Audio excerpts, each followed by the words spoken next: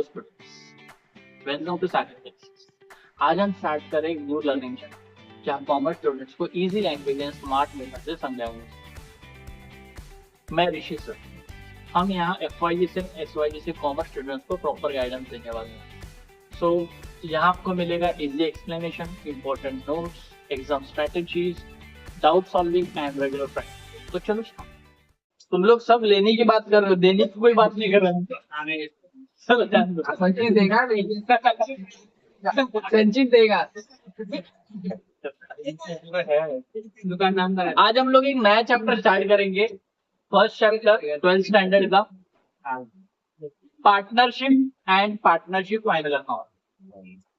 Introduction to partnership and partnership final account बहुत important chapter है ये, बिकॉज ये एग्जाम में 12 मार्क्स के लिए प्रैक्टिकल क्वेश्चन इसके ऊपर आता है और इसके लिए कोई भी ऑप्शन नहीं है, ये कंपलसरी करना ही है तुम लोग।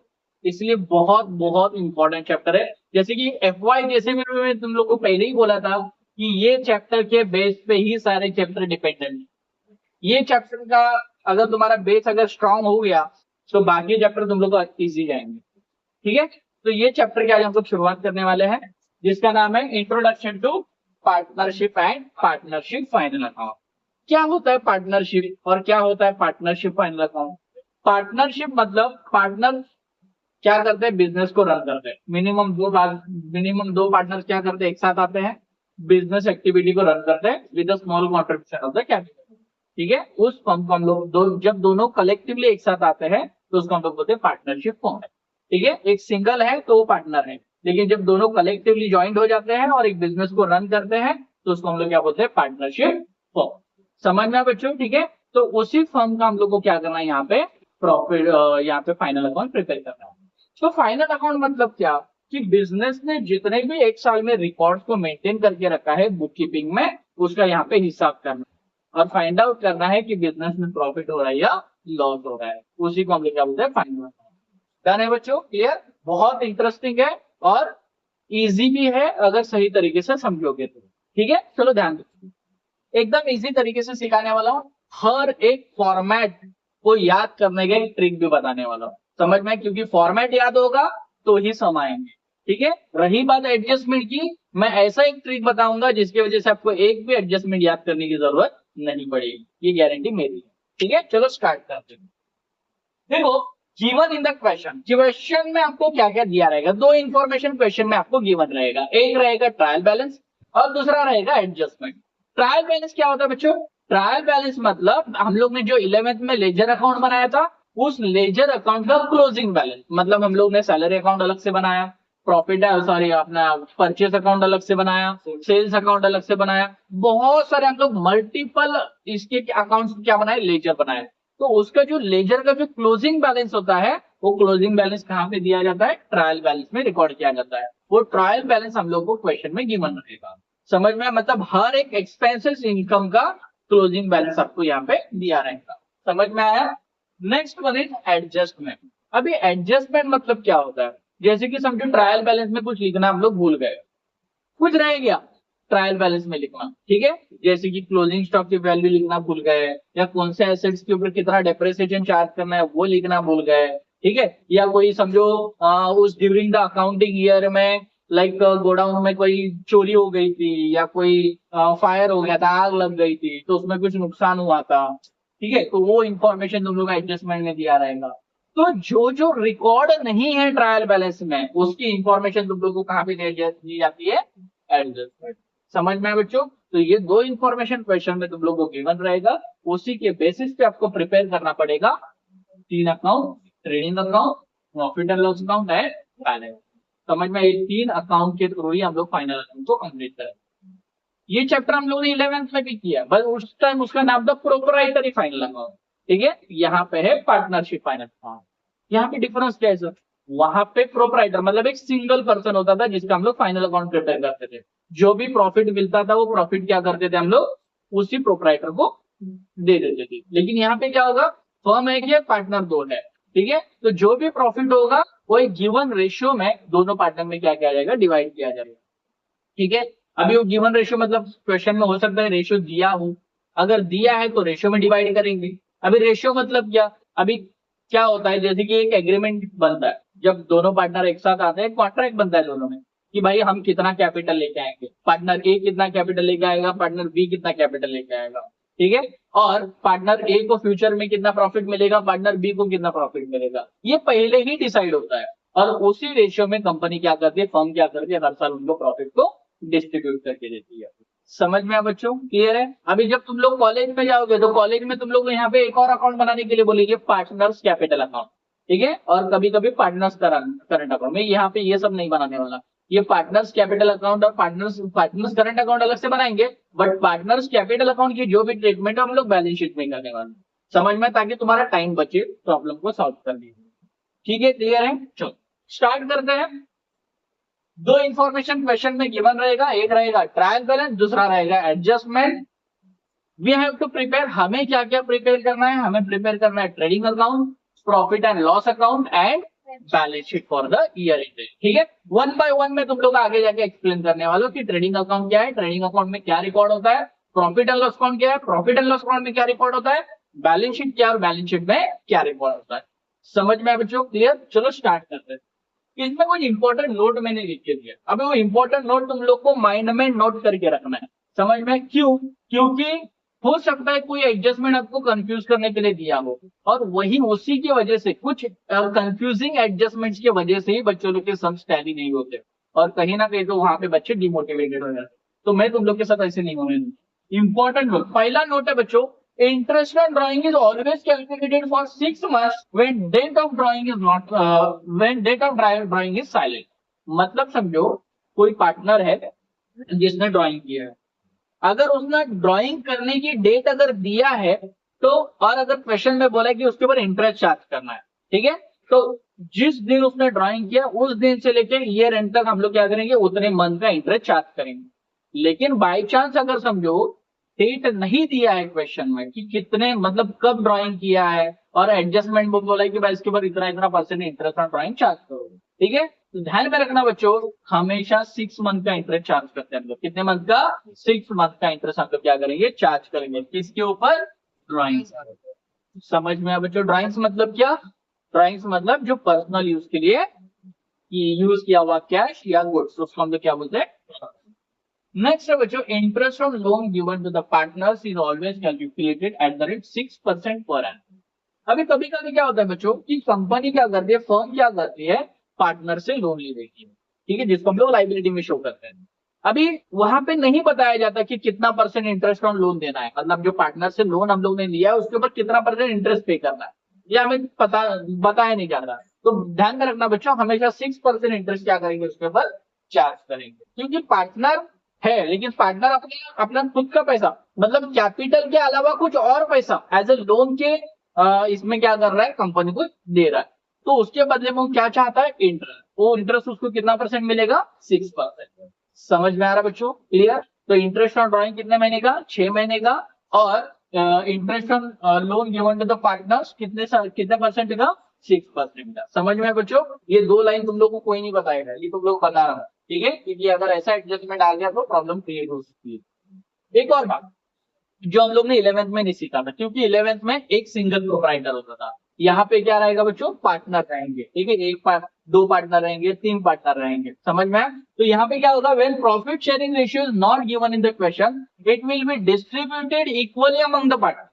मतलब समझो कभी कभी क्वेश्चन में रेशियो नहीं दिया जाता, तो सर प्रॉफिट को कैसे डिस्ट्रीब्यूट करेंगे, तो प्रॉफिट को डिस्ट्रीब्यूट करने का तरीका है, अगर रेशियो गिवन नहीं है तो इक्वली बांट, बराबर, ठीक है, दोनों को समान रेशियो में बांट, ठीक है, अगर रेशियो नहीं दिया रहेगा तो, अगर रेशियो दिया है तो रेशियो में बांट।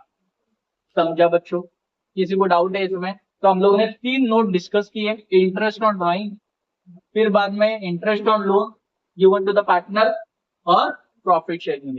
एक और जो यहाँ पे मैंने लिखा नहीं है वो है, कभी कभी क्या होता है बच्चों, क्वेश्चन में ट्रेड एक्सपेंसेस दिया जाता है, ट्रायल बैलेंस क्या दिया जाता है, ट्रेड एक्सपेंस। कभी कभी तुम लोगों ने देखा होगा, तुम लोगों ने 11th में जब सम सॉल्व किए तो ट्रेड एक्सपेंसेस कभी कभी तुम लोगों को ट्रेडिंग अकाउंट के डेबिट में लिखता था, ट्रेड एक्सपेंसेस कभी कभी तुम लोगों को प्रॉफिट एंड लॉस अकाउंट के डेबिट में लिखता था।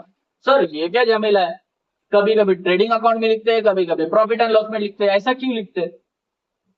अब इधर इससे लिखने से क्या बैलेंस शीट के ऊपर कोई इफेक्ट होगा? तो नहीं, बैलेंस शीट टैली होगा, लेकिन सर हमें हर एक इंडिविजुअल अकाउंट को मार्क्स मिलने वाले, ट्रेडिंग अकाउंट को मार्क्स मिलने वाले, प्रॉफिट एंड लॉस अकाउंट को मार्क्स मिलने वाले, बैलेंस शीट को मार्क्स मिलने वाले। अगर समझो जो trade expenses profit and loss account में लिखना था आपने ट्रेड एक्सपेंस ट्रेडिंग अकाउंट में लिख दिया, तो वहां पे क्या होगा? आपका ग्रॉस प्रॉफिट गलत आ जाएगा, ग्रॉस प्रॉफिट गलत आएगा तो नेट प्रॉफिट गलत आ जाएगा। समझ में आया? ठीक है, तो उसके मार्क्स तुम्हारे कट हो सकते हैं वहां पे। इसके वजह से मैं तुम लोग बता रहा हूं, ध्यान रखना। अगर समझो ट्रायल बैलेंस में सिर्फ ट्रेड एक्सपेंस दिया, क्या बोला? ओनली ट्रेड एक्सपेंस दिया है, तो trade expense profit and loss account में जाएगा। कहां पे जाएगा? प्रॉफिट। समझ में आया? ठीक है, कभी कभी क्या होता है बच्चों पता है, सब बहुत इजी होता है, बहुत इजी होता है, ठीक है, लेकिन ऐसे कुछ ट्विस्ट दे देते हैं, ठीक है, जिसकी वजह से तुम लोग का टैली करने में कंफ्यूजन हो जाता है। समझ में आया? ठीक है, तो ये तुम लोग को ट्विस्ट अभी बता रहा हूं, अगर ऐसा कुछ ट्विस्ट पूछा गया तो इस तरीके से सॉल्व करना है। क्या बोला मैंने? अगर ट्रेड एक्सपेंसेस ही दिया ऐसे, तो वो ट्रेड एक्सपेंस कहां पे जाएगा? प्रॉफिट एंड लॉस अकाउंट के डेबिट साइड में जाएगा। लेकिन अगर बच्चों ट्रायल बैलेंस में ट्रेड एक्सपेंस भी बोला है और साथ में जनरल एक्सपेंस भी बोला है, बराबर, ठीक है, तो जनरल एक्सपेंसेस को हम लोग सन्ड्री एक्सपेंस भी बोलते हैं, या तो ऑफिस एक्सपेंसेस भी बोलते हैं। समझ में आया? ठीक है, या तो मिसलेनियस एक्सपेंसेस बोलते हैं। तीनों का मतलब, चारों का मतलब एक ही है। क्या क्या बोला मैंने? General expense, office expense, sundry expense, miscellaneous expenses, ये चारों का मतलब क्या है? एक ही है। समझ में आया? ठीक है, ये चारों में से कुछ भी एक सन्ड्री ट्रेड एक्सपेंसेस के साथ दिया हुआ है, समझ में आया? तो ट्रेड एक्सपेंसेस ट्रेडिंग अकाउंट में जाएगा, और ये चारों में से जो दिया है वो कहां पे जाएगा? प्रॉफिट एंड लॉस अकाउंट के डेबिट में जाएगा। समझा मैंने क्या बोला? अगर सिर्फ सिंगल ट्रेड एक्सपेंस दिया है तो ट्रेडिंग अकाउंट डेबिट, लेकिन अगर ट्रेड एक्सपेंसेस के साथ ये कुछ एक्सपेंसेस दिए हैं तो ट्रेड एक्सपेंस अभी ट्रेडिंग अकाउंट में नहीं, sorry, profit and loss account में नहीं, कहां पे जाएगा? ट्रेडिंग अकाउंट में जाएगा। समझ में आया? जिसकी वजह से तुम्हारा ग्रॉस प्रॉफिट भी सही आएगा और नेट प्रॉफिट भी सही आएगा। समझ में आया बच्चों? क्लियर है? डन? किसी को डाउट है इसमें? तो बढ़ते फिर आगे। चलो आज है ना, मैं तुम लोग को एक ऐसा ट्रिक बताऊंगा जिसकी वजह से तुम लोग ट्रेडिंग अकाउंट का फॉर्मेट जिंदगी भी कमी नहीं होगी। समझ में? एक ऐसा ट्रिक तुम लोग बताने वाला हूं जिसकी वजह से कोई भी फॉर्मेट, बहुत सारे बच्चे लोग है ना फॉर्मेट भूल जाते हैं, फॉर्मेट ही तो इंपॉर्टेंट है यहाँ, ठीक है। अगर आपको ट्रेडिंग अकाउंट का फॉर्मेट नहीं पता है, अगर आपको प्रॉफिट एंड लॉस अकाउंट का फॉर्मेट नहीं पता है, और अगर बैलेंस शीट का फॉर्मेट नहीं पता है, तो आपको सम करने में दिक्कत आ सकती है। इसीलिए फॉर्मेट के ऊपर पहले फोकस करेंगे। आज हम लोग एक्सप्लेन करेंगे फॉर्मेट, मतलब ट्रेडिंग अकाउंट का फॉर्मेट एक्सप्लेन करेंगे, प्रॉफिट एंड लॉस अकाउंट का फॉर्मेट एक्सप्लेन करेंगे, और बैलेंस शीट का फॉर्मेट एक्सप्लेन करेंगे। शुरुआत करते हैं ट्रेडिंग अकाउंट का फॉर्मेट। अभी ट्रेडिंग अकाउंट क्या बच्चों? ट्रेडिंग अकाउंट का फॉर्मेट कुछ इस तरीके से होता है। लेफ्ट हैंड साइड में आप लोग क्या लिखते हैं? डेबिट साइड, और राइट हैंड साइड में क्या लिखते हैं? Credit side. अभी लेफ्ट हैंड साइड में क्या रिकॉर्ड किया जाता है? लेफ्ट हैंड साइड में हमेशा बच्चों डायरेक्ट एक्सपेंसेस को रिकॉर्ड किया जाता है। कौन से एक्सपेंसेस? डायरेक्ट एक्सपेंसेस, ठीक है। अभी डायरेक्ट, ये एग्जाम में आता है तुम लोग को, ट्रू और फॉल्स, ऑब्जेक्टिव टाइप के, ऑब्जेक्टिव टाइप के जो क्वेश्चन होते हैं उसमें एक क्वेश्चन पूछा जाता है, all direct expenses are recorded in trading account debit side, true और फॉल्स। तो आंसर क्या रहेगा? क्या रहेगा? ट्रू। समझ में आया बच्चों? क्लियर है? या तो ऐसा बोला जाता है, all dash expenses are recorded in trading account debit side, तो आंसर क्या रहेगा? Direct expenses. समझ में आया बच्चों? 1 मार्क्स के लिए आता है, 101%। क्लियर? तो जितने भी डायरेक्ट एक्सपेंसेस है वो कहां पे रिकॉर्ड किए जाते हैं? ट्रेडिंग अकाउंट के डेबिट साइड। तो सर क्या होता है डायरेक्ट एक्सपेंसेस? डायरेक्ट एक्सपेंसेस मतलब those expenses which are imposed on production of goods and services directly, मतलब जो एक्सपेंसेस गुड्स को प्रोड्यूस करने के लिए, सर्विसेज को प्रोवाइड करने के लिए डायरेक्टली इम्पोज्ड हुआ है, उसको हम लोग क्या बोलते हैं? Direct expenses. In short factory expenses. In short factory expense मतलब फैक्ट्री से रिलेटेड जो जो खर्चे हैं वो सब क्या है? डायरेक्ट एक्सपेंसेस कहलाते हैं। समझ में आया बच्चों? किसी को डाउट है कि इसमें? पक्का? क्रेडिट साइड में क्या लिखते हैं हम लोग?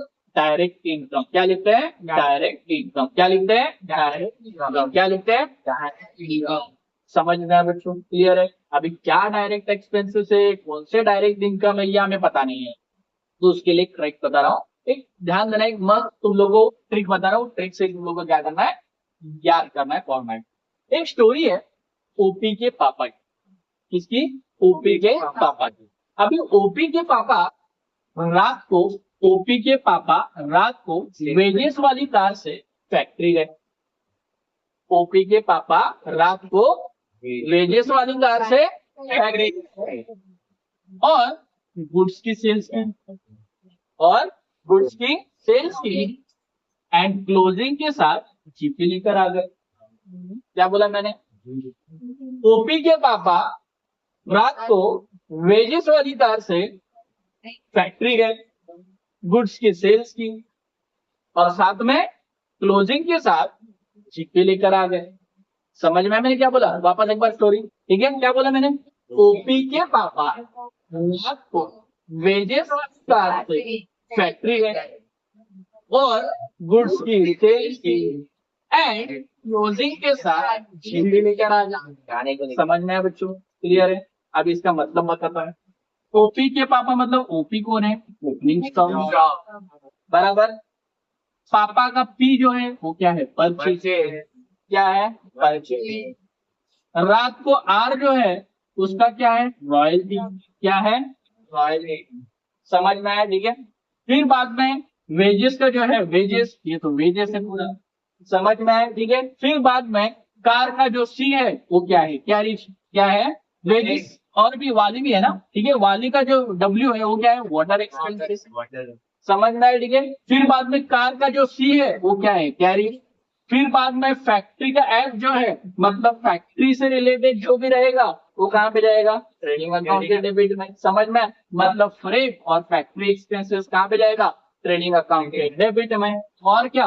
गुड्स से रिलेटेड कुछ भी रहेगा वो कहाँ पे जाएगा? ट्रेडिंग अकाउंट के क्रेडिट में। मतलब goods distributed as a free sample, goods lost by thief, stolen, fire and goods withdraw by partners. समझ में? ठीक है। मतलब गुड्स से रिलेटेड कुछ भी आया वो कहाँ पे जाएगा? Trading account credit side. ठीक है। क्या किया? सेल्स की। क्या की? सेल्स। सेल्स कहाँ पे जाएगा? Trading account credit side. और क्या है? एंड क्लोजिंग के साथ क्या लेकर आए? जीपी। क्लोजिंग मतलब क्लोजिंग स्टॉक, जीपी मतलब ग्रॉस प्रॉफिट। समझ में आया बच्चों? क्लियर है? तो किसी को बोलना है कि नहीं? क्या बोला मैंने? स्टोरी क्या है?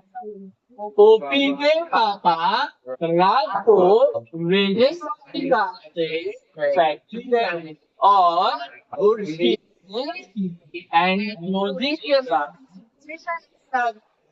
समझ में आया? पक्का? किसी को डाउट है इसमें? ओपी के पापा मतलब ओपी कौन है? पापा कौन है? रात को कौन है? रॉयल्टी। वेजेस कौन है? वेजेस। वाली कौन है? Water expenses. कार कौन है? कैरी। फैक्ट्री कौन है? फैक्ट्री और फ्रेट, बराबर। गुड्स कौन है? Goods distributed as a free sample, goods lost by fire, thief, stolen, goods withdraw by partner, बराबर। ठीक है। और क्या है? क्लोजिंग। Closing stock. और क्या है? जीपी। जीपी मतलब क्या है? सब। क्या किसी को डाउट है क्या इसमें? पक्का? तो अभी भूलोगे इसको कभी? पक्का? आगे बढ़ते, वीडियो बड़ा हो जाएगा और ये करेंगे। ठीक है। इसको रफ कर देता हूँ 2 मिनट। याद हो गया सबको? और एक बार 2 मिनट रुको। क्या वापस एक बार बोलूं? ठीक है चलो वापस एक बार। वो इसको पापा बहुत पसंद। चलो देखो, ओपी के पापा, मयूर ध्यान दे। ओपी के पापा रात को वेजेस वाली कार से फैक्ट्री गए और गुड्स की सेल्स की एंड क्लोजिंग के साथ जीपी लेकर आ गए। समझ में आया? ठीक है। तो ये ध्यान में रखना, इसको बोलने का नहीं, इसको बोलेंगे ट्रेडिंग अकाउंट में भूल जाएंगे। डन है? किसी को डाउट इसमें?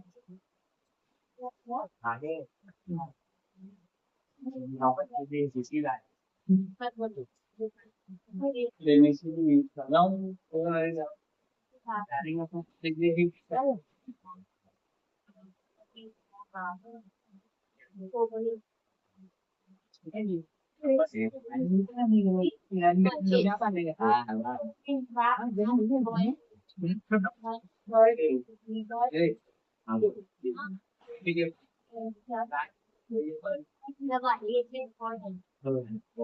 अभी सेकेंड फॉर्मेट है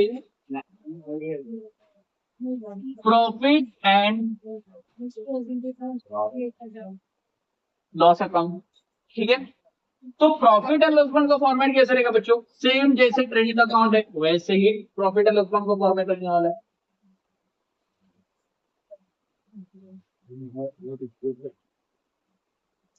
यहाँ पे लिखेंगे पर्टिकुलर,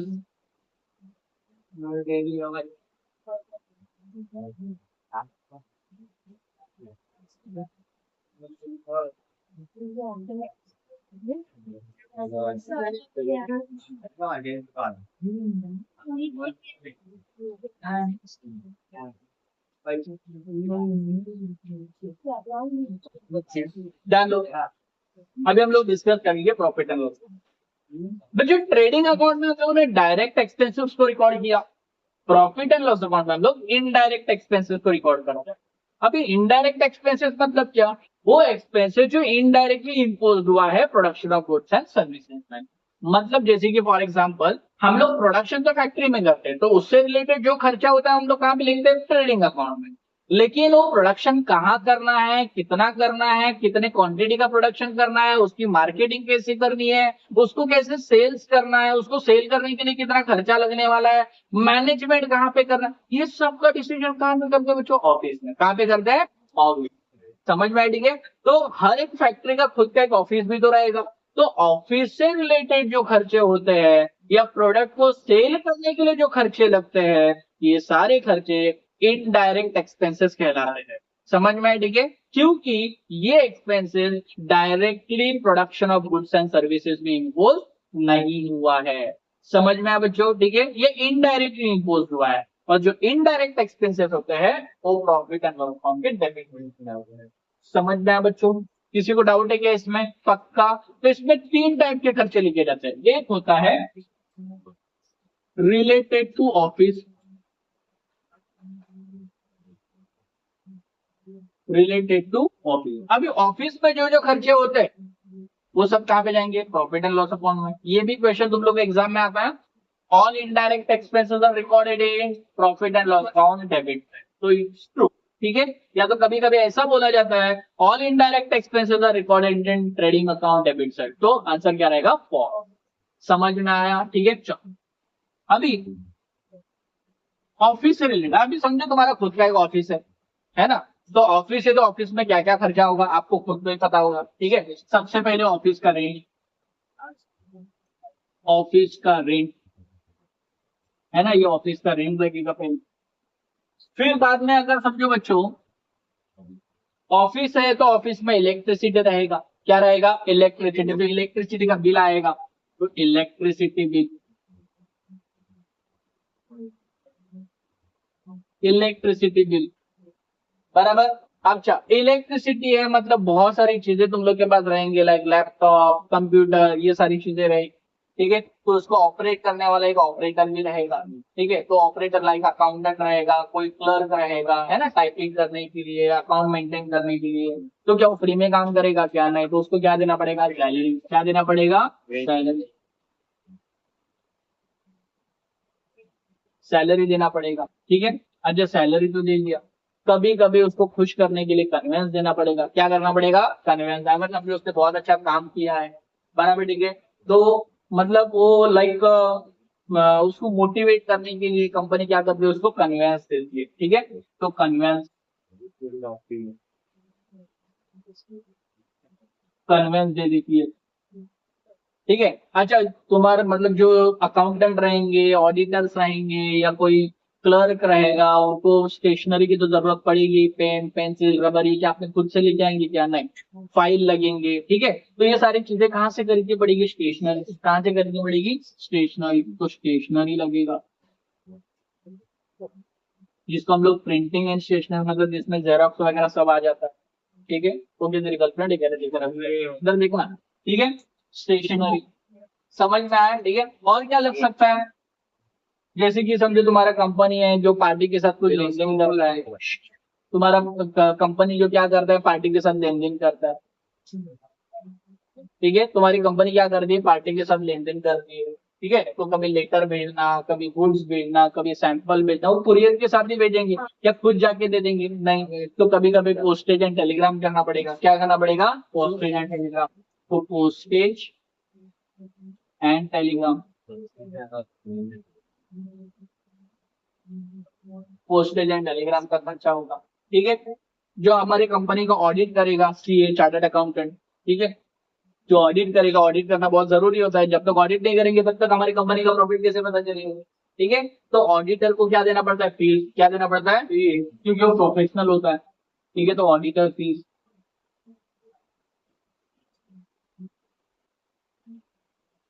ऑडिटर का फीस देना पड़ेगा। ठीक है, अगर तुम्हारे ऑफिस में टेलीफोन है, ठीक है, तो टेलीफोन का बिल आएगा, है ना, तो टेलीफोन बिल,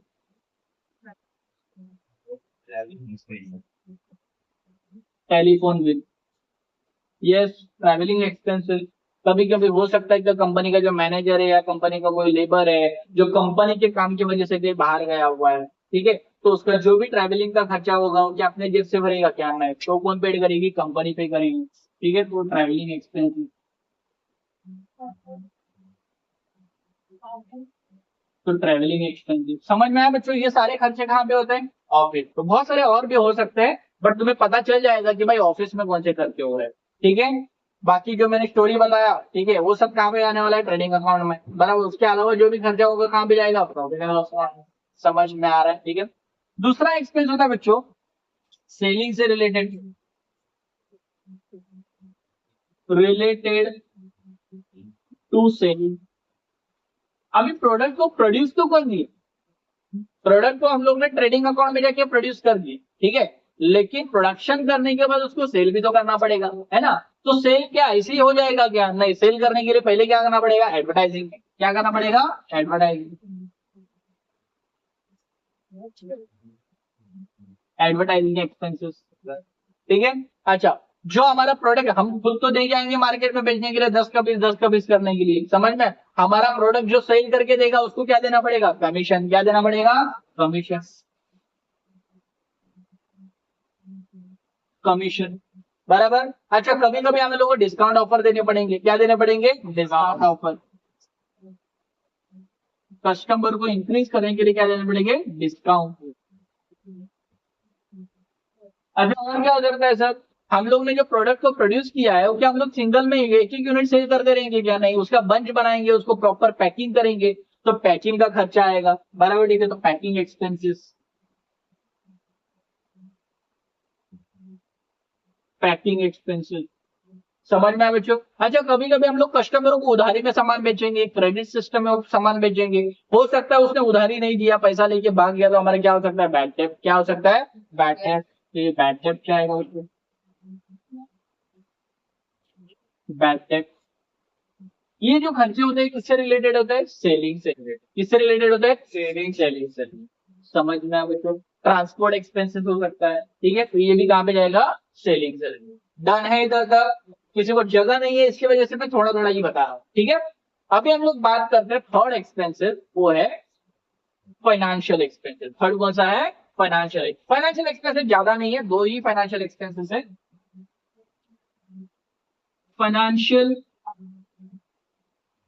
एक्सपेंस, तो फाइनेंशियल एक्सपेंसेस मतलब क्या? जो एक्सपेंसेस फाइनेंस से रिलेटेड है। जैसे कि फॉर एग्जांपल हमारा बैंक में अकाउंट रहेगा, तो बैंक में अकाउंट रहेगा मतलब हम लोग चेकबुक लेंगे, पासबुक लेंगे, है ना, बैंक की स्टेटमेंट लेंगे, बहुत सारे लाइक एटीएम का चार्जेस रहेगा, बहुत सारे चार्जेस रहेंगे, है ना। तो चार्जेस हमें तो देना ही पड़ेगा, तो उसको हम लोग बोलते हैं बैंक चार्जेस। क्या बोलते हैं? बैंक। तो बैंक चार्जेस देना पड़ेगा, बैंक चार्जेस। समझे बच्चों? अच्छा, और क्या लग सकता है? हम लोग ने जो लोन लिया बिजनेस में, लोन के बिना तो बिजनेस चलता नहीं है, लोन लेना देना सब चलते रहता है, ठीक है। तो जो लोन लिया है, लोन तो हमारा लाइबिलिटी है, लेकिन उस लोन के ऊपर जो हम लोग इंटरेस्ट पे करने वाले हैं वो हमारा क्या है बच्चों? एक्सपेंस है। वो कौन सा एक्सपेंस कहलाएगा? Financial expenses. ठीक है, तो इंटरेस्ट, इंटरेस्ट। समझ में आया? ठीक है, तो ये जो सब ये सब क्या है? Indirect expense. मतलब ऑफिस में होने वाला खर्चा, प्रोडक्ट को सेल करने के लिए लगने वाला खर्चा, और फाइनेंस से रिलेटेड जो खर्चे होते हैं वो कहाँ पे जाते हैं, प्रॉफिट एंड लॉस अकाउंट के डेबिट साइड में, जिसको हम लोग इनडायरेक्ट एक्सपेंसेस कहते हैं। समझना बच्चों? हाँ, किसी को डाउट इसमें? पक्का? डन। बात करते हैं क्रेडिट साइड। अभी क्रेडिट साइड में हम लोग, यहाँ पे हम लोग ने क्या लिखा, इनडायरेक्ट एक्सपेंस, इनडायरेक्ट एक्सपेंसिव। अच्छा, यहाँ पे क्या लिखेंगे, indirect income, indirect income. Sir ऐसे क्यों, डेबिट में है एक्सपेंसेस और क्रेडिट में इनकम क्यों? Because profit and loss account is a nominal account, profit and loss account is a nominal account. और हम लोगों ने 11th में रूल पढ़ा है नॉमिनल अकाउंट का। क्या है नॉमिनल अकाउंट का रूल? डेबिट और एक्सपेंसेस एंड लॉसेस, मतलब जो भी एक्सपेंसेस और इनकम होंगे, तो सर जो भी एक्सपेंसेस और लॉसेस होंगे उसको डेबिट में लिखेंगे, और जो इनकम और गेन्स होंगे उसको क्रेडिट। समझ में आया बच्चों? क्लियर? किसी को डाउट है तो जरा पानी पीऊंगा।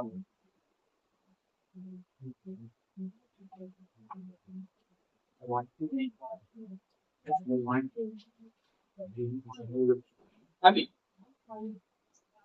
अभी हम लोग बात करते हैं क्रेडिट से।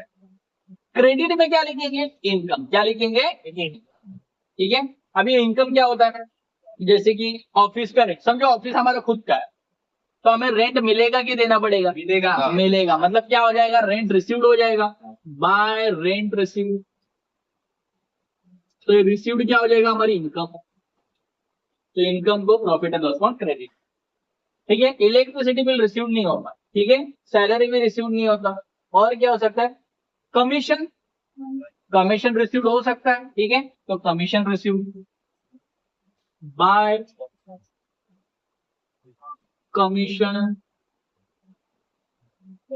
रिसीव, ठीक है, ये कमीशन रिसीव।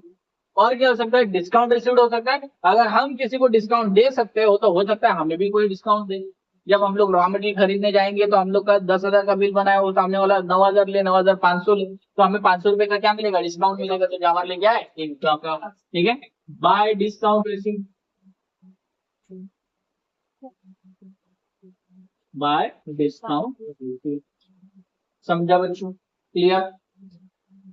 और क्या हो सकता है सर, इंटरेस्ट रिसीव। अगर हम लोग ने लोन लिया है तो इंटरेस्ट देना पड़ेगा, लेकिन अगर हम लोग ने किसी को लोन दिया है तो हमें इंटरेस्ट लेना पड़ेगा। समझ में? तो यहाँ पे इंटरेस्ट क्या हो जाएगा, रिसीव्ड हो जाएगा। क्या हो जाएगा, received by interest received.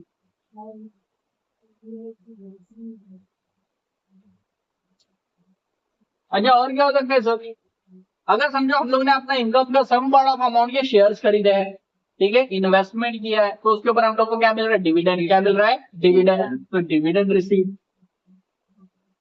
Dividend received. समझ में आ रहा है बच्चों? ये इसको याद करने का तरीका क्या, जिसके नाम के बाजू में रिसीव्ड वर्ड लग गया, समझ जाओ बच्चों ये क्या है, इनकम। क्या है, इनकम। और इनकम कहाँ पे जाती है, प्रॉफिट एंड लॉस अकाउंट के क्रेडिट। समझ में आया? कभी कभी रिसीव्ड वर्ड नहीं लगा होगा, लेकिन उसकी अमाउंट हम लोग को क्रेडिट साइड में दिया होगा, ट्रायल बैलेंस कहाँ पे दिया होगा, क्रेडिट साइड। तो वो भी क्या है, हमारी इनकम। क्या है, इनकम। समझ में आया? अरे हाँ, पक्का। तो ये हो गया हमारा प्रॉफिट एंड लॉस। अभी इसको जब क्लोज करेंगे तो हमें मिलेगा नेट प्रॉफिट या नेट लॉस। जो नेट प्रॉफिट आएगा वो हमारा फाइनल प्रॉफिट एंड लॉस है। नेट लॉस आएगा तो क्या है, हमारा फाइनल लॉस। अभी जो भी प्रॉफिट आएगा उसको दोनों पार्टनर में बांटेंगे, जितने भी पार्टनर है उनके पार्टनर में रेशियो में बांट देंगे। लॉस आए तो लॉस को बांटेंगे। समझ में आया? ठीक है, यहाँ पे हमारा प्रॉफिट एंड लॉस अकाउंट क्या हो जाता है, खत्म हो जाता है। डन है, पक्का। जरा ट्रेडिंग अकाउंट याद है? याद है ना? क्या याद है, किसको स्टोरी पता है? ओपी के पापा रात को फैक्ट्री गए, हाँ, और लेकर आए क्लोजिंग के साथ। समझ में? ओपी के पापा रात को वेडिंग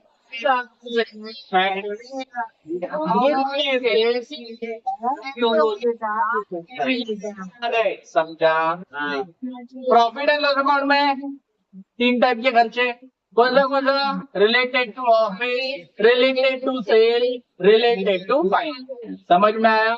क्रेडिट साइड में कैसे याद रखिएगा, जिसके नाम के बाद में रिसीव्ड वर्ड लग गया, कौन सा वर्ड, क्या समझने का, इनकम, क्या समझने का, समझा इधर।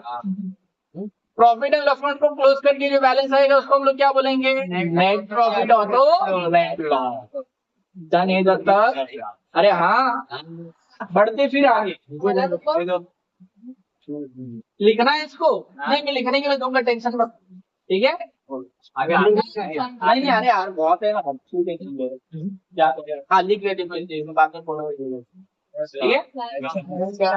पेजेस का क्या होगा? हाँ देखो, अच्छा विष्णु का, हमारे क्लास में एक विष्णु का अवतार है, ठीक है। उसने एक क्वेश्चन पूछा है कि सर वेजेस का क्या होगा, ठीक है। देखो वेजेस और सैलरी दोनों में फर्क है।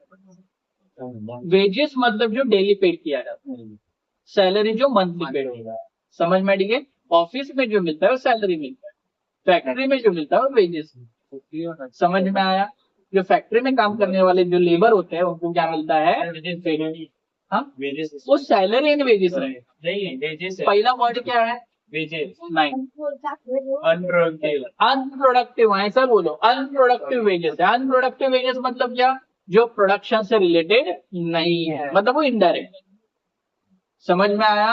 Unproductive wages profit and loss account, और प्रोडक्टिव वेजेस ट्रेडिंग अकाउंट, समझ में। जो प्रोडक्शन से रिलेटेड वेजेस होता है वो ट्रेडिंग अकाउंट में जाएगा, और जो अनप्रोडक्टिव है, जो प्रोडक्शन से रिलेटेड नहीं है, वो कहाँ पे जाएगा, प्रॉफिट एंड लॉस। अभी सब बोलेंगे इसका मतलब क्या है, जैसे कि फॉर एग्जाम्पल समझो, तुम्हारे ऑफिस में कोई काम आ गया, ठीक है, जैसे कि कोई, हम लोग ने प्लम्बर को बुलाया, ठीक है, और उसको बोला भाई ये प्लम्बिंग का काम है ना, तो क्या करेगा वो, 1 महीने के बाद पैसे लेने के लिए आएगा क्या, नहीं, वो उसी टाइम लेके जाएगा। तो ये क्या है, अनप्रोडक्टिव वेजेस। क्या उसने प्रोडक्शन करने में कुछ हेल्प किया क्या, नहीं, उसने ऑफिस में काम किया, समझ में आया, ठीक है, और उस टाइम का पैसा उसी टाइम लेके गया, समझ में, ठीक है। तो उसको हम लोग क्या बोलेंगे, अनप्रोडक्टिव, समझ में आया, जो प्रोडक्शन से रिलेटेड नहीं। डन, पक्का। अभी हो गया, अब करो।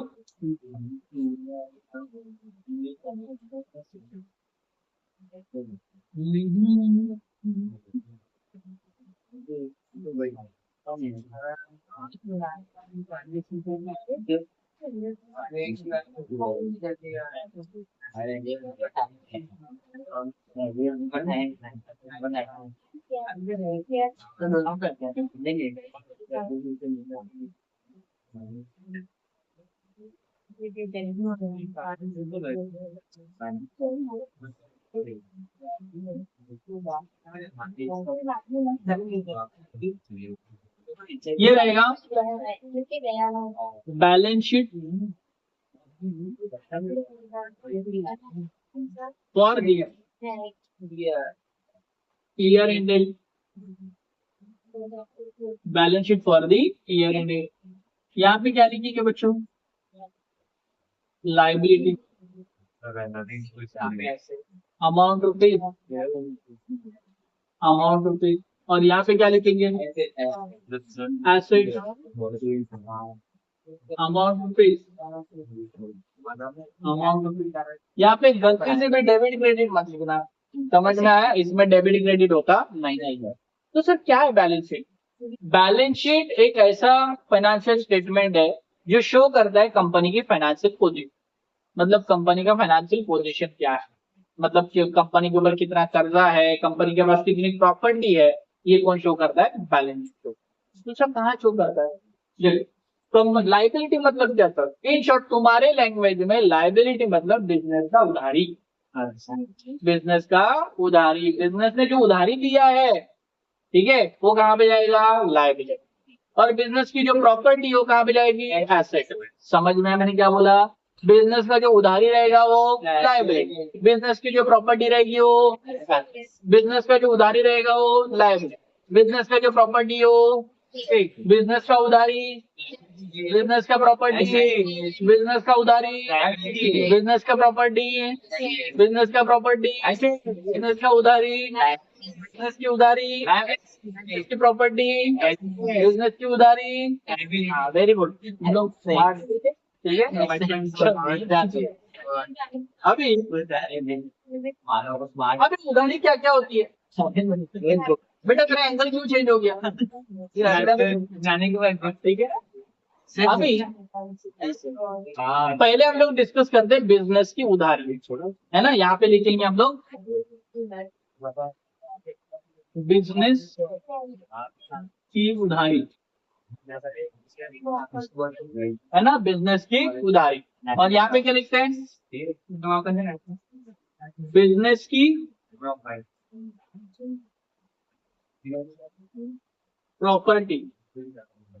पूरा लिखने का, नहीं तो सिर्फ बिजनेस की लिख दोगे, ठीक है। चलो सर, तो यहाँ पे बिजनेस की उधारी एंड बिजनेस की प्रॉपर्टी। अभी बिजनेस की उधारी क्या हो सकती है? सबसे पहले होगा बेटा कैपिटल। क्या होगा? कैपिटल। यहाँ पे लिखेंगे पार्टनर कैपिटल। यहाँ पे सिर्फ कैपिटल नहीं आएगा, यहाँ पे पार्टनर्स का कैपिटल, पार्टनर्स का कैपिटल, है ना। अभी समझो पार्टनर ए है, पार्टनर बी है, तो लेकिन सर उधारी कैसे हो गया? कैपिटल मतलब क्या होता है? कैपिटल मतलब the amount invested in the business by the partner या by the owner is called as the capital. समझ में आया? ठीक है। लेकिन बच्चों मैंने तुमको एक बात बताई थी 11th में, क्या बिजनेस का मालिक और बिजनेस दोनों सेपरेट होते हैं, है ना। मतलब बिजनेस के मालिक ने बिजनेस में जो भी इन्वेस्टमेंट किया वो बिजनेस के लिए क्या होता है? लायबिलिटी होता है। क्या होता है? लायबिलिटी। मतलब इन फ्यूचर कंपनी जब भी वाइंड अप होगी तो कंपनी लायबल रहेगी कि जो कैपिटल इन्वेस्टेड है वो बिजनेस के मालिक को वापस से रिफंड किया जाए। समझ में आया? ठीक है। इसीलिए कैपिटल क्या होती है? बिजनेस के लिए लायबिलिटी होती है, बिजनेस के ऊपर एक उधार रहती है। समझ में आया बच्चों? क्लियर। नेक्स्ट हम यहाँ पे लिखेंगे पार्टनर ए का कैपिटल, पार्टनर बी का कैपिटल। 5 लाइन छोड़ेंगे, पार्टनर ए का नाम लिखेंगे, 5 लाइन छोड़ेंगे, पार्टनर बी का नाम लिखेंगे, 5 लाइन छोड़ेंगे। वो क्यों छोड़ेंगे और वहां पे क्या लिखेंगे जब सम सिखाऊंगा तब बताऊंगा। समझ में आया? ठीक है। बाद में आता है बच्चों क्रेडिटर। क्रेडिटर, अभी क्रेडिटर भी एक उधारी है, उधारी पे सामान खरीदा है। जैसे कि समझिए हमारे मानव भाई है, ठीक है, तो मानव एक दुकान चलाता है, ठीक है, और उसके पास से मैंने क्या किया? सामान उधारी पे खरीदा। मानव को बोला मानव सामान आप अभी करूंगा, खरीदूंगा, प्रोडक्ट करूंगा, प्रोडक्ट को बनाऊंगा, मार्केट में सेल करूंगा, सेल करने के बाद जो पैसे आएंगे तब तुझे दूंगा। तो बताओ क्या मानव को मैंने तुरंत पैसे दिए? क्या नहीं, मानव को फ्यूचर में पेमेंट करूंगा। तो बिजनेस के ऊपर क्या हो गई? वो उधारी हो गई। क्या हो गई? उधारी। उस उधारी को मतलब मानव को हम लोग बोलेंगे क्रेडिटर। क्या बोलेंगे? समझ में आया बच्चों? क्लियर है। फिर बाद में आता है बिल्स पेबल। बिल्स पेबल, अभी बिल्स पेबल का मतलब क्या है? मानव का बोला सर उधारी पे लेके जाओ बट चेक दे के जाओ। बोलेगा सर चेक दे रहा मतलब पेमेंट ही कर रहा है ना? नहीं, मैंने चेक दिया है और चेक के ऊपर डेट उस टाइम का लिखा है जिस टाइम मुझे पेमेंट करना है। समझ में है? ठीक है। तो ये क्रेडिटर का ही एक रोल है, बट यहाँ पे चेक का ट्रांजेक्शन हुआ इसलिए इसको नाम क्या देंगे? Bills payable. क्या होगा? Bills payable. यहाँ पे प्रॉमिस बन गई। समझ में आया? अभी मानव बोलेगा सर आपने मेरे से सामान लेके गया, मैं कैसे विश्वास करूं आप मुझे पैसे देंगे? तो मैं बोला विश्वास की बात है, ले भाई चेक। बराबर, चेक दे दिया, चेक के ऊपर मानव का नाम लिख दिया, डेट लिख दिया। मैंने बोला मानव इस डेट को ये चेक बैंक में डाल दे। बराबर, ठीक है, इस डेट को ये चेक क्या कर बैंक में डाल दे, बैंक वाला तुझे पैसे दे देगा। समझ में आया? ठीक है। तो इसके वजह से मानव को गारंटी मिल गई कि भाई चेक मिला है मतलब पैसा मिलने वाला है। समझ में आया? ठीक है। तो ये हमारा क्या रहेगा? Bills payable. क्या रहेगा? बिल्स। समझ में आया बच्चों? क्लियर है। नेक्स्ट और क्या हो सकता है? Bank loan. Bank loan, bank से उधारी पे पैसा लिया है ना, बैंक से लोन लिया है। लोन मतलब समझ जाते हो तुम लोग, ठीक है। बैंक से कर्जा लिया तो बैंक को क्या देना पड़ेगा? वापस से रिफंड करना पड़ेगा। तो ये बिजनेस के लिए क्या है? लोन है, उधारी है, ठीक है। और क्या हो सकता है बच्चों? Bank overdraft. Bank overdraft, bank overdraft मतलब समझते हो ना? ये बैंक ओवरड्राफ्ट फैसिलिटी सिर्फ एंड सिर्फ बिजनेस के अकाउंट पे ही मिलता है, मतलब करंट अकाउंट होल्डर को ये फैसिलिटी प्रोवाइड की जाती है। अब बैंक ओवरड्राफ्ट मतलब क्या? ये जैसे कि समझो तुम्हारे बैंक में 50,000 रुपए पड़े हुए हैं, लेकिन तुम्हें जरूरत है 60,000। कितने की जरूरत है? 60,000। तो बैंक ओवरड्राफ्ट फैसिलिटी बोलता है कि आप ये 60,000 विड्रॉ कर सकते हो।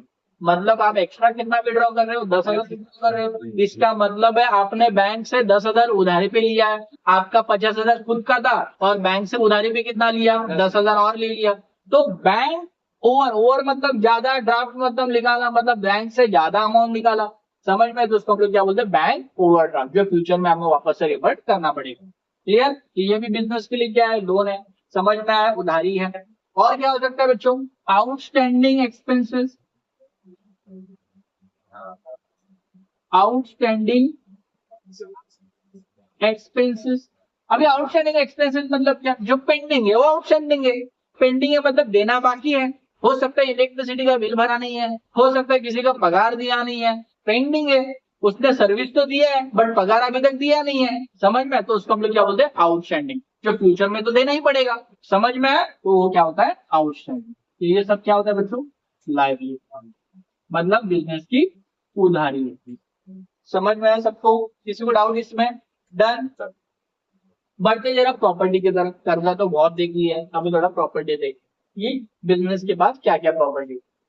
बिजनेस के पास बच्चों दो टाइप की प्रॉपर्टी होती है, एक होता है फिक्स में, एक होता है करंट में। एक होता है फिक्स में, एक होता है करंट में। जो फिक्स होता है उसको हम लोग बोलते हैं फिक्स एसेट, जो करंट होता है उसको हम लोग बोलते हैं करंट एसेट। ठीक है? अभी फिक्स एसेट भी दो टाइप के होते हैं, एक होता है टेंजिबल और एक होता है इंटेंजिबल। फिक्स एसेट मतलब क्या? ऐसे एसेट जो हम लोग को लॉन्ग टर्म बेनिफिट देते हैं, मोर देन 1 ईयर के लिए बेनिफिट देते हैं, उसको हम लोग क्या बोलते हैं? Fix asset. अभी फिक्स एसेट दो तरीके के होते हैं, एक होता है टेंजिबल और एक होता है इनटेंजिबल। टेंजिबल मतलब जिसको हम लोग देख सकते हैं, जिसको हम लोग टच कर सकते हैं, वो हमारा टेंजिबल फिक्स एसेट है। इनटेंजिबल फिक्स एसेट मतलब क्या? जो हमें मोर देन 1 ईयर के लिए बेनिफिट तो दे रहा है, लेकिन जिसको हम लोग ने कभी देखा नहीं है, ना कभी टच किया है, उसको हम लोग बोलते हैं इनटेंजिबल फिक्स एसेट। समझ में आया बच्चों? करंट एसेट मतलब क्या? करंट एसेट मतलब जो बेनिफिट देता है लेस देन 1 ईयर के लिए और वंस इन अ टाइम देता है, उसको हम लोग क्या बोलते हैं? Current asset. क्या बोलते हैं? करंट। समझ में आया बच्चों? क्लियर है? डन। तो देखते हैं कौन से एसेट है, प्रॉपर्टी कौन सी है। सबसे पहले बच्चों plant and machinery. Plant and machinery, ये प्लांट एंड मशीनरी हमारा एसेट है। Land and building, land and building ये भी हमारी एसेट है, ये भी हमारी प्रॉपर्टी है। बराबर। और क्या हो सकता है? Motor, furniture. Yes, furniture, furniture भी प्रॉपर्टी है। ठीक है? मोटर कार, बिजनेस की एक मोटर कार है, ये भी बिजनेस की प्रॉपर्टी है। ठीक है? और क्या हो सकता है? Loose tools. क्या हो सकता है? लूज टूल, लूज टूल ये भी बिजनेस की प्रॉपर्टी है। ठीक है? Cash in hand, cash in hand ये भी बिजनेस की प्रॉपर्टी है। स्टॉक, स्टॉक भी बिजनेस की प्रॉपर्टी है। स्टॉक मतलब समझते हो? स्टॉक मतलब जो सामान हम लोगों ने सेल करने के लिए खरीदा है, उसको हम लोग क्या बोलते हैं? स्टॉक। अच्छा, और क्या हो सकता है बच्चों? Premises, you know premises. Premises मतलब खाली जगह पड़ी हुई है जो कुछ काम की नहीं है, बट वो हमारी खुद की मतलब उसके प्रॉपर्टी के पेपर्स हमारे पास है। ठीक है? तो उसको हम लोग बोलते हैं प्रीमाइसिस। क्या बोलते हैं? प्रीमाइसिस। और क्या हो सकता है? Cash at bank, cash at bank, cash at bank या बैंक बैलेंस। ठीक है? ये भी हमारी प्रॉपर्टी है। डेटर्स, डेटर्स मतलब जहाँ पे हम लोग ने उधारी दी है किसी और को, मतलब हमारे कस्टमर्स। बराबर। ठीक है? जिसने हमसे सामान उधारी पे खरीदा है, तो क्या वो फ्यूचर में पैसा हम लोग रिफंड नहीं करेंगे? क्या करेंगे? समझ में आया? ठीक है? तो हमारे कौन बन गए? डेटर्स। कौन बन गए? डेटर्स। और क्या हो सकता है बच्चों? Bill receivable, bill receivable. अभी बिल रिसीवेबल का मतलब कैसे? जैसे कि बिल्स पेबल कैसे था, वैसे ही बिल रिसीवेबल है। मतलब जो कस्टमर को हम लोगों ने सामान बेचा है, उससे हम लोगों ने चेक लेके रखा है। बराबर। ठीक है? और उसको बोला कि भाई जब टाइम आएगा तो बैंक में डिपॉजिट कर दूंगा, मतलब तेरे अकाउंट से मेरे अकाउंट में पैसे आ जाएंगे। समझ में? तो उसको हम लोग क्या बोलते हैं? Bill receivable. समझ में आया? और क्या हो सकता है? गुडविल, गुडविल ये गुडविल भी हमारा एसेट है। गुडविल मतलब name and reputation of the firm. बराबर। ठीक है? In terms of money. ठीक है? और क्या हो सकता है? पैटेंट, पैटेंट्स, पैटेंट्स हमारा एसेट है। ठीक है? और क्या हो सकता है? कॉपीराइट, कॉपीराइट ये सब इंटेंजिबल एसेट है। ठीक है? इसको हम लोग इंटेलेक्चुअल प्रॉपर्टी भी बोलते हैं। ठीक है? और क्या हो सकता है? ट्रेडमार्क, ट्रेडमार्क ये भी हमारी प्रॉपर्टी है। ये सारे हमारे क्या बच्चों प्रॉपर्टी है। क्या है? प्रॉपर्टी है। इसमें से कुछ एसेट्स हमें मोर देन 1 ईयर के लिए बेनिफिट देते हैं और कुछ एसेट जो है हमारे लिए लेस देन 1 ईयर के लिए बेनिफिट देते हैं। जो 1 ईयर से ज्यादा टाइम पीरियड के लिए बेनिफिट देते हैं उसको हम लोग बोलते हैं फिक्स एसेट, और जो लेस देन 1 ईयर के लिए बेनिफिट देते हैं उसको हम लोग क्या बोलते हैं? Current asset. समझ में आया बच्चों? किसी को डाउट है इसमें? और फाइनली यहाँ पे हमारा बैलेंस शीट क्या हो जाएगा? टल्ली हो जाएगा। क्या होने वाला है? टल्ली। समझा? क्लियर? एक बार रिवीजन कर लेते हैं फटाफट, ठीक है? Trading account, profit and loss account और बैलेंस शीट, ठीक है? चलो ट्रेडिंग अकाउंट का याद करने का तरीका क्या बताऊं? ओपी के पापा ज्यादा ही पसंद आ रहे हैं मुझे, ठीक है? ओपी के पापा रात को वेजे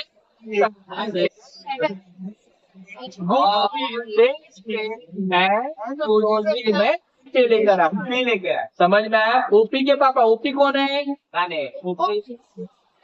ओपी कौन है? पापा कौन है? संजय, ठीक है? फिर बाद में क्या था? ओपी के पापा वेजेस वाली कार से, वेजेस वाली रात को भूल गया, ठीक है? रात को क्या है? छोड़ो वो तुम लोगों को पता है, अभी याद हो गया, ठीक है? अच्छा, प्रॉफिट एंड लॉस अकाउंट में कितने टाइप के नजर होते हैं? 3। पहला रिलेटेड हो गया, नहीं भैंस पानी में, ठीक है? पहला, दूसरा, थर्ड, फाइनेंस। समझ में आया? कैसे पता चलेगा वो इनकम है? रिसीव शो करने का, इसके बारे में रिसीव वर्ड आ गया। क्या समझने का? जो कहाँ पे रिकॉर्ड होगा? प्रॉफिट एंड लॉस अकाउंट के। अच्छा, बैलेंस शीट के लायबिलिटी में क्या लिखते हैं? उधारी। बिजनेस की एसेट में क्या लिखेंगे? बिजनेस की। समझ में आ बच्चों? डन है? किसी को डाउट है इसमें? आई होप सबको समझ में आ गया होगा। नेक्स्ट वाले लेक्चर में एक हम लोग प्रैक्टिकल सम भी करेंगे और उसमें मैं एडजस्टमेंट की ट्रिक सिखाने वाला हूँ। समझ में आया? जिसमें हम लोग एडजस्टमेंट की ट्रिक यूज करेंगे और सम्स को सॉल्व करेंगे, ठीक है? जिसके लिए आपको कोई भी एडजस्टमेंट याद करने की जरूरत नहीं है।